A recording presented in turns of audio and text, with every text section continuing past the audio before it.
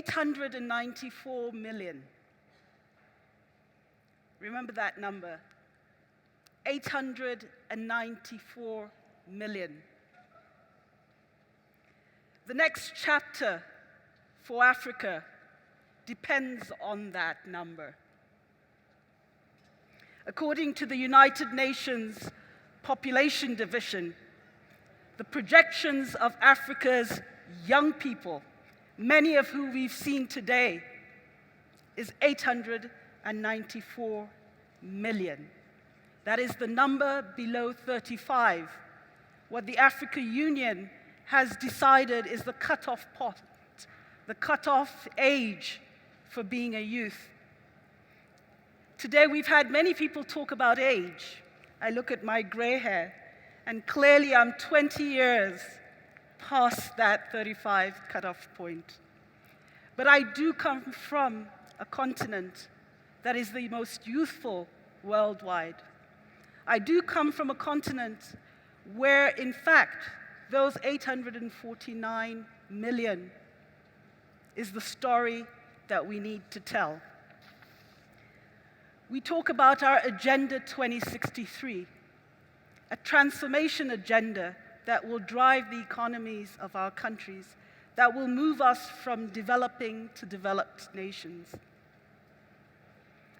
With that youthful population, I do believe that once we can harness that, once we can take the energy of the individuals, but the collective, to drive our economies, we will be able to be the Africa Rising narrative that we have.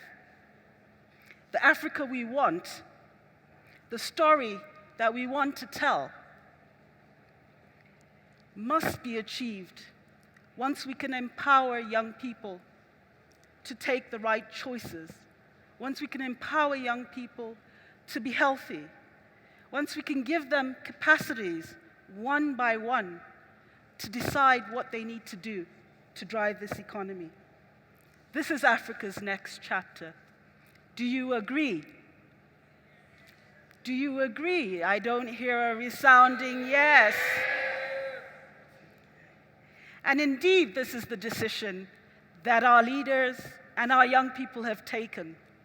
We have champions in this region who have gone to the African Union and said 2017 must indeed be the year where we talk about what we call the demographic dividend, and where we make a renewed commitment to invest in our young people. Two outstanding presidents have done that. One is the president of Malawi, His Excellency Peter Mutharika, and the second is the president of this country. The President Edgar Lunga has been one of those champions that have taken to the continent to say that we must invest in young people. So maybe the question is, who writes that chapter? If you agree that the chapter is on young people, who should write that chapter? Young people have told us over and over again, nothing about us without us. Can we say that? Nothing about us without us. And I think that is very clear. I look at my gray hair, and I look at the young people that were here with the energy and dynamism. And clearly I felt it is time to step aside. Let the young people drive that agenda. And indeed, on the other side of this continent, this week, in a city called Banjul in the Gambia, young people are indeed looking at that agenda. Young people are beginning to write and to relook and to reflect on their own realities and to incorporate it into what we call the Africa Youth Charter. 10 years gone, and they still think that their issues are not well addressed. 10 years in implementation of that charter, and still young people don't feel, not only do they not have the voice, but their issues are not addressed. So I said the demographic dividend. Africa's youthful population gives us a window of opportunity to really harness that demographic dividend. But what is that demographic dividend? In economic terms, we say it is what will accelerate the development, the economic development of countries and we look at what we call a dependency ratio, when the number of the working population is bigger than the number of its dependents. So that number of dependents is important. And the smaller the number of dependents on the working population, considering that working population is productive, indeed, that is the chance, and that's the opportunity. That is what will generate a demographic dividend. And in simple terms, let me take two households. One where the young person has one or two other siblings. And I say that because I came from a household where I was one of two. I have an older brother, and there was myself. But I knew that's very, very rare in many of our societies, in many of our countries. In Chad at this moment, households consist of between 6 and 7 young people, dependent on one particular productive adult, but not usually the mother, who indeed is the one that struggles. But my household, I felt attention. When I was sick, I was taken to a hospital. When I needed education, I went up until tertiary.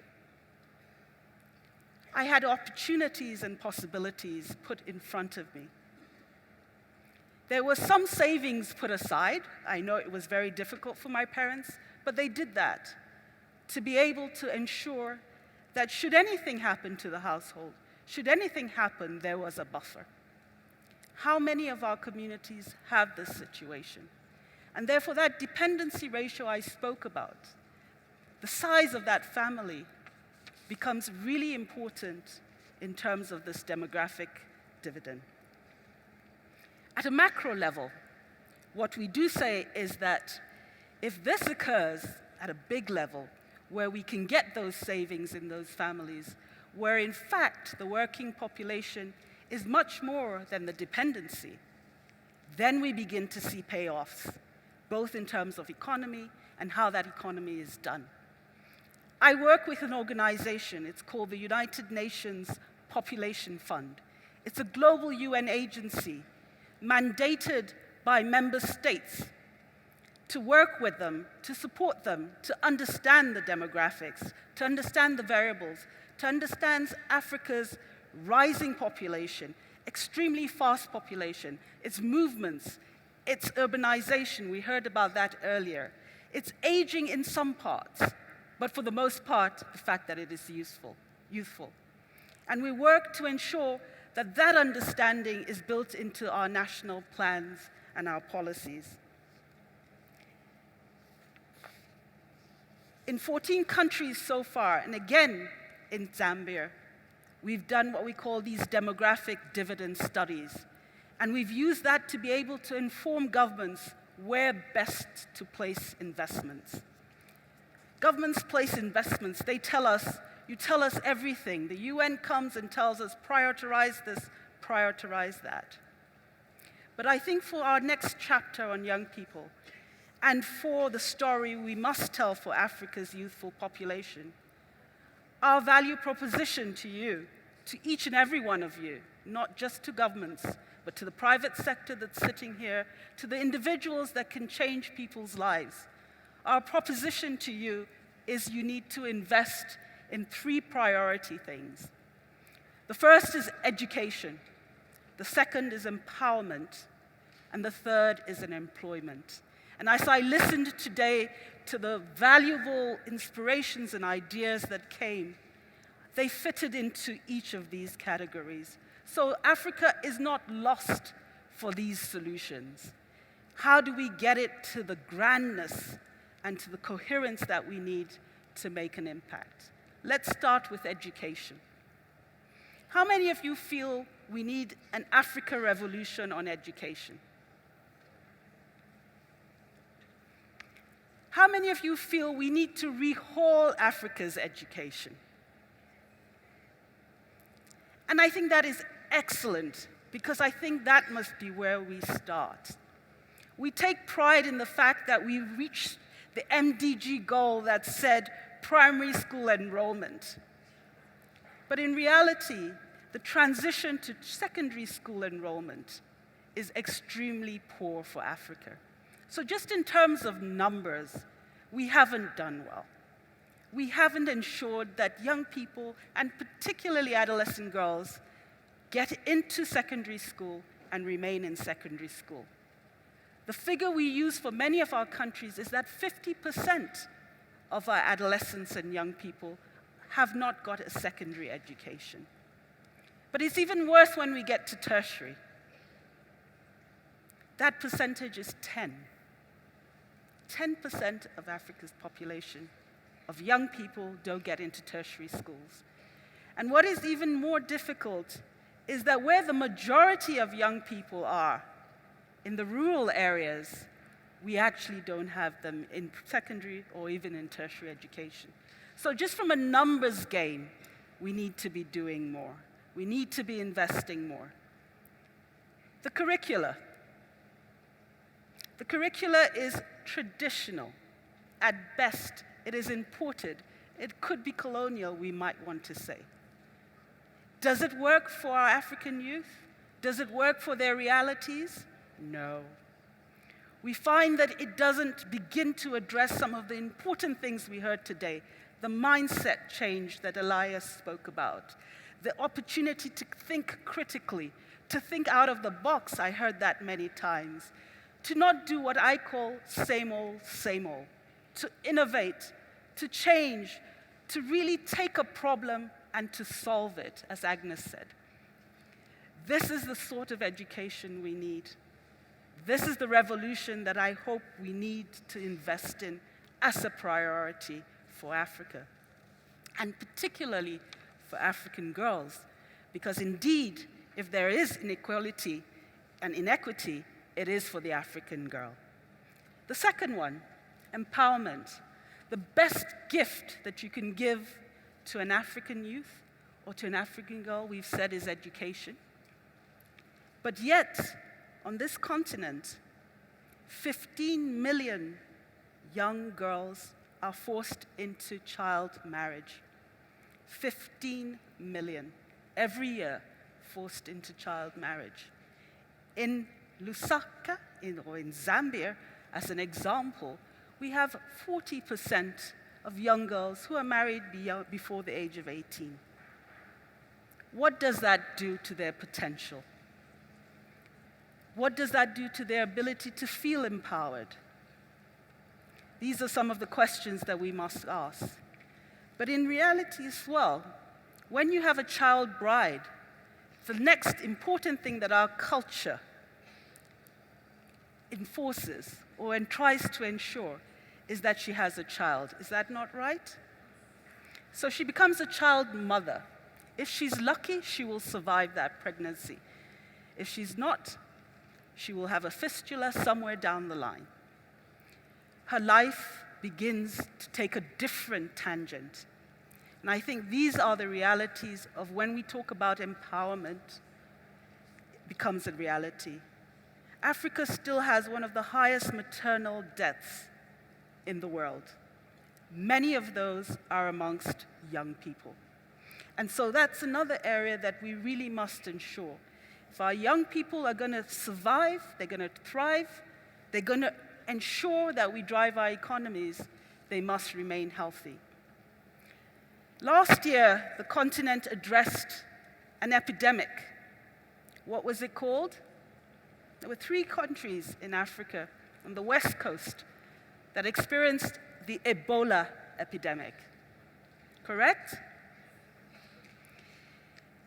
Last week, the World Health Organization sent out a regulation that we must all watch out because the Zika epidemic is on our coastal borders in Cape Verde. And therefore, the implications not only for young women who are pregnant, but also for our health systems will take another toll. But I must say, on this continent, one of the epidemics we still have not addressed and that continue to ensure that young people are held behind is the HIV epidemic. I work in Johannesburg and I cover 23 countries in East and Southern Africa. And we are the hot spot for HIV. 50% of young people who get infected are in East and Southern Africa. The young girl in Africa will get infected 5 times more than her male counterpart. Why? Because the relationship she's having, the violence that she's experiencing, the coercion, is by somebody who is at least 5 to 7 years older than they are. Have you heard of the slang called blessed?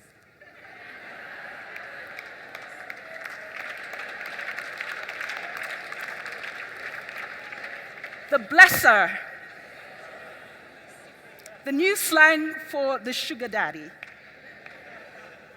The mutual contract to be able to put down something and get something in return. These are the realities of our young people. When they're in households that are poor, these are some of the choices that they have to make to survive. So, if we're not able to ensure that we can empower young people, that the health system has a way to ensure that it understands what young people are at risk to keep them healthy, and that can reach out to them with what it needs and it takes. On the continent now, there's a big opposition rising against what we call comprehensive sexuality education. They think it's a loaded term that in between hides issues that begin to speak to sexual orientation and a number of things. I can assure you, if we don't have a structured way of ensuring that young people not only have the skills, but the information to make right choices, they will get it anyway. We talk about technology and what is open to young people. And clearly they have access to what it takes to see pornography, to see sex videos, to be at the end of cyber abuse, of cyber predators. So if we can have a system and a way in which we can ensure that young people really have the types of skills, the mindset and the courage and the assertiveness to be able to address these things, I believe we will have not only educated young people, but healthy young people. And let me end with the last priority we must invest in, and that's employment. The Africa Development Bank is going to spend a lot of time in the next week to talk about jobs for young people. And I think that's important. I listened to the previous speaker, Agnes, talk about how she's one by one making things happen, creating a climate of investment. We talk about entrepreneurship, but in reality, what is the access that our young people have to financing, to invent, to take those solutions, to make those solutions? And so as we talk about jobs and meaningful jobs for African youth, we really need to look broad, we need to look wide, and we really need to be innovative in the way that we do that. This is the value proposition I put before you. This is the value proposition that I believe that we must use to write the next chapter.